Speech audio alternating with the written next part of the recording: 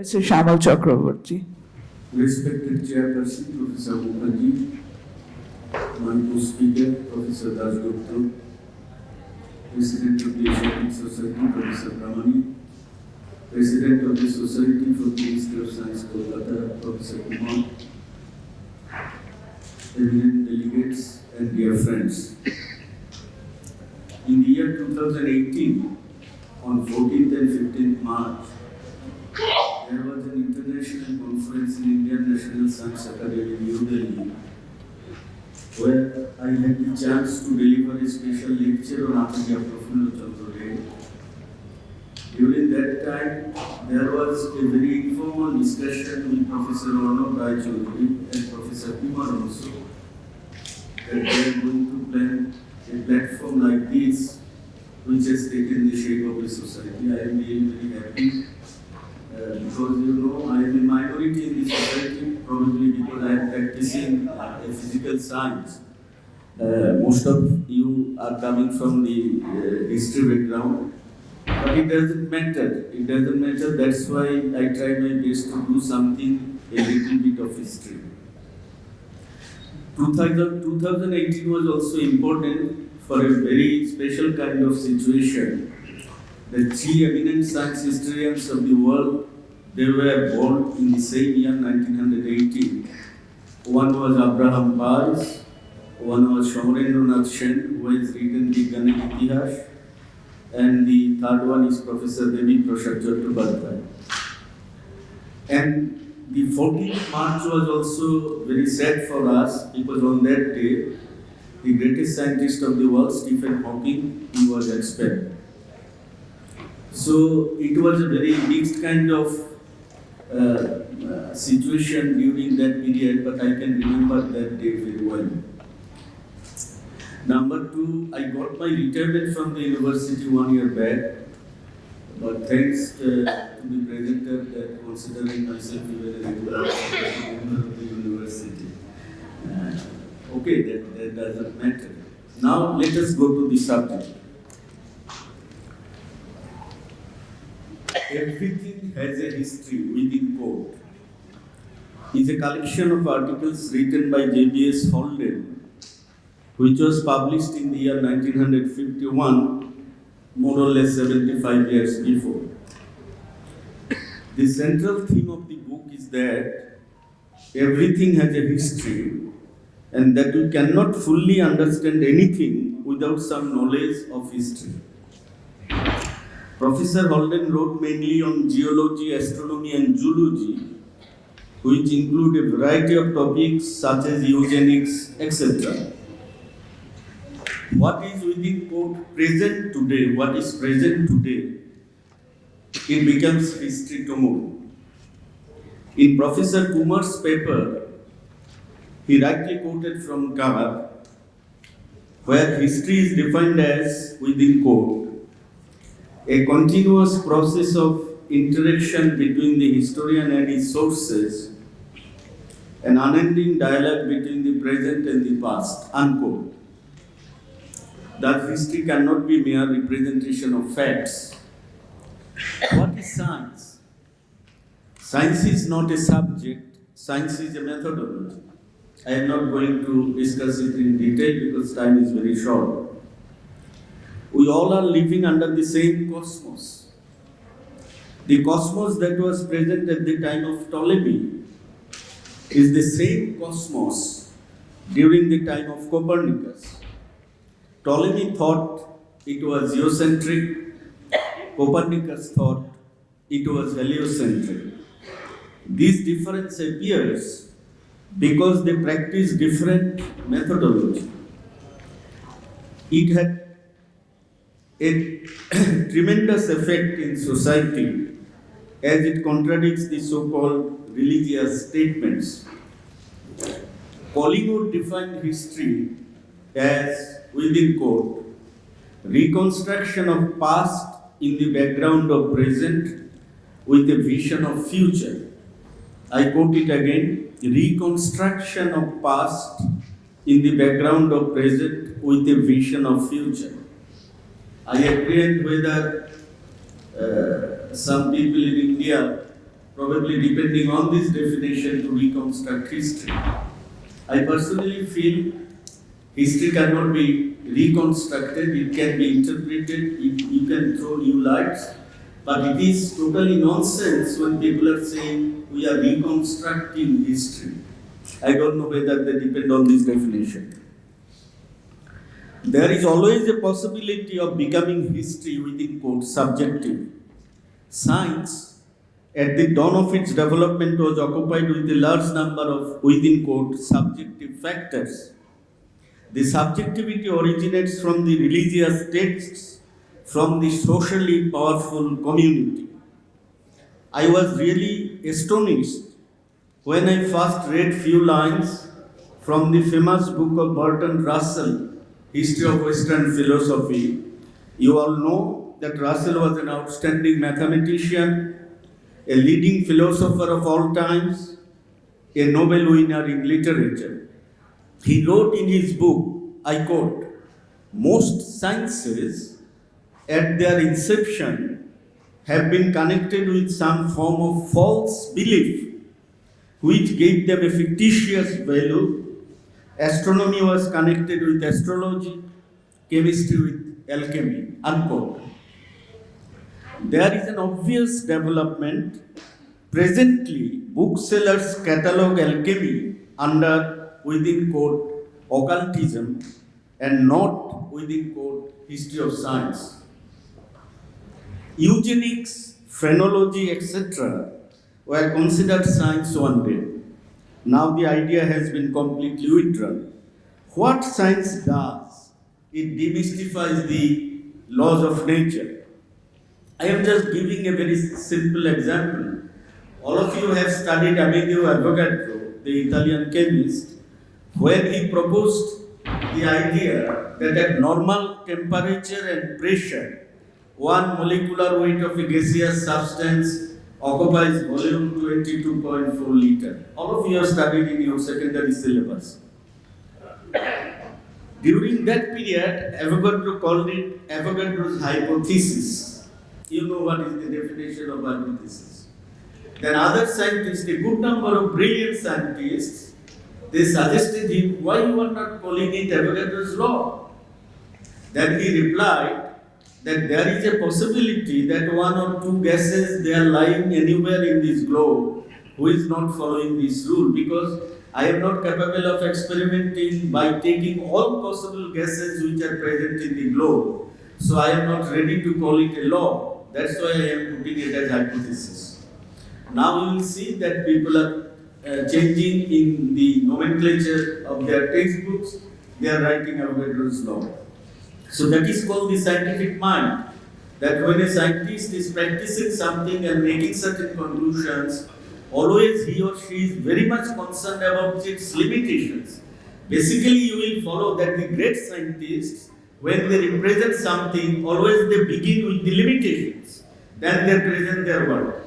This is the very natural kind of criteria when a great scientist is presenting his work. History of alchemy was aptly dealt by three eminent scientists and science historians. All of you know their names. Greek alchemy was treated by Marcelin Barthelot. He was a great French chemist and secretary of the French Academy of Sciences. And Chinese alchemy was dealt with not less than a person, Joseph Needham. And Indian alchemy was by Acharya P.C. P.C. for the first time in 1902, just you consider 125 years roughly back, he collected the facts, analyzed properly, concluded the reasons for development and decay of ancient Indian civilization.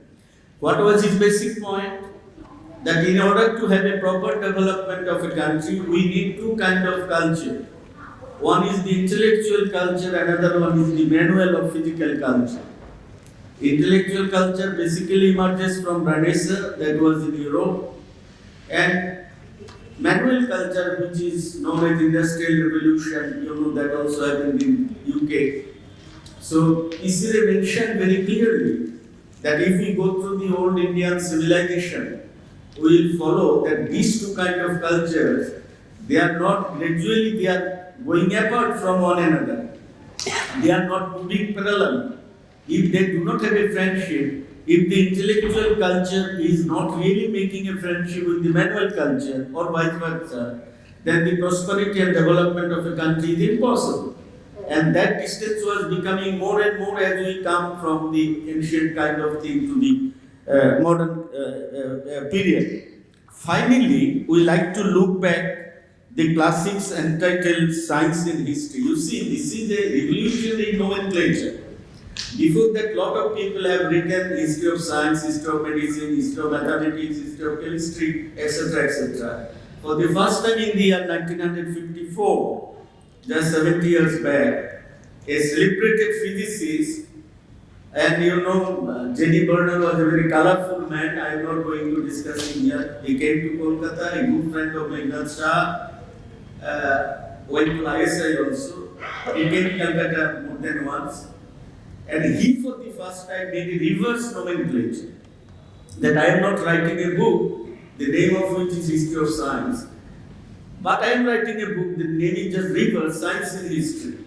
Now, what was his point? Why he is writing that? If you go through there are 4 different volumes of the book. It's a monumental work. In the first volume, Bernal mentioned, I quote, "It would be as one-sided to assess the effects of science on society as of society on science." It doesn't require any explanation. According to him, science is a social activity. This is very important. That is the central point of Bernal. He was a Marxist, and very brilliant physicist. He never got the Nobel Prize because he was very vocal. He had a very transparent platform in his social positions. I am not going into the details. To have prizes, you require certain kind of criteria. A scientific discovery at a particular time is also the reflection of the nature, the conflicts and consolidation at that time. Bernal stated, I quote, "Advances are not made by impersonal forces, but by living men and women.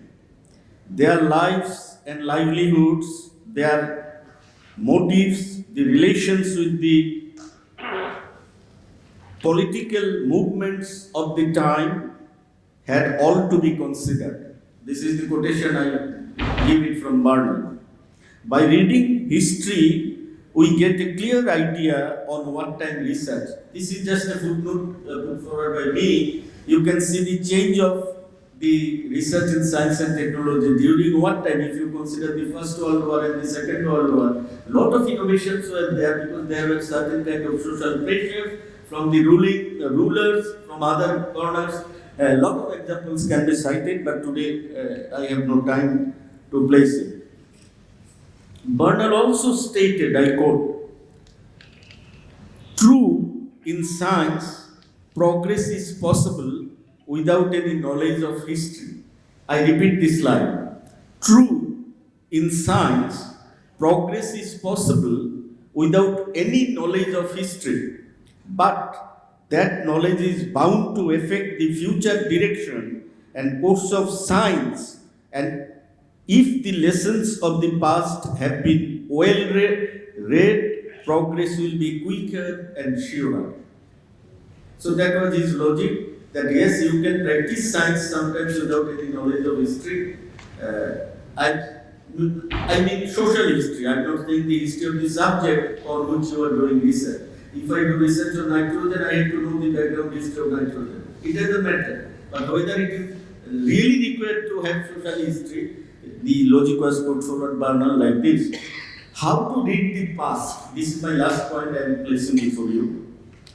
Yesterday in Science City I was there. Pythagoras theorem was discussed from different corners. I did not participate in the questionnaire because time was very short. I just represent 2 points. When Dr. Harshavardhan in so-called Indian Science Congress, which has been quoted by the president, once president of the Royal Society and the Nobel laureate in chemistry in 2009, Venki Ramakrishnan as the circus, you know. He has said present Indian Science Congress is nothing but a circus. And Dr. Harshavardhan said, why it is Pythagoras theorem? We have the Shulva Sutra of Bodhaya also issued in India. So you know, all these scientists are not of different, they are different categories. In present India, you can classify the journalists very well. I am not going into the details. But a few reporters, they just after Manjul Bhargava, his name was uttered by Professor Dutta from ISI yesterday. And Manjul Bhargava is a faculty in Princeton. And Fields Medal winner, you know, Fields Medal is equivalent to Nobel Prize because there is no Nobel Prize in mathematics. I am just making a statement what Manjul Bhargava has mentioned. Just try to follow the lines. It should either be an Egyptian theorem if you look at the standard of just having an idea about it. I have underlined idea. An Indian theorem if you are looking for a complete statement of it, I underline complete statement. Or a Chinese theorem, if you are looking for the proof of it, I underline proof. And you know what is the definition of science? Science is a combination of examples, definitions, and proof. Without these three things, you cannot say this is called science. So Manjul Bhargava himself mentioned that that idea was first launched by the Pythagorean and his people, the idea. The triplets, you know, yesterday Professor Dutta has mentioned. 3 numbers, 3, 4, 5. 3, 9, 4, 16, 25, make the square root 5, that is the hypotenuse. That is Pythagoras theorem, you know very well. Now I end my lecture by saying that the same idea was put forward by a person who is the maker of modern Indian science, he is Acharya J.C. Bose. You know, the Indians, I am quoting from the same Indian Science Congress. Indian Science Congress was in 1927 in Lahore. It is 100 years back roughly. And you just go through the presidential address, University Press, Allahabad, Hyderabad. They have published 3 volumes combining all presidential addresses of the Science Congress.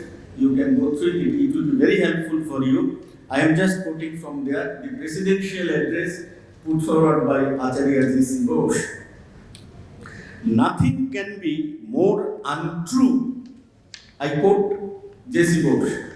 Nothing can be more untrue than the ignored assertion that the world owes its progress of knowledge to any particular race, You can understand very well. The whole world is interdependent and a constant stream of thought has throughout ages enriched the common heritage of mankind. It is the realization of this mutual dependence that has kept the mighty human fabric bound together and ensured the continuity and permanence of civilization. So it is just the repetition of what actually Manjul Bhargava has mentioned.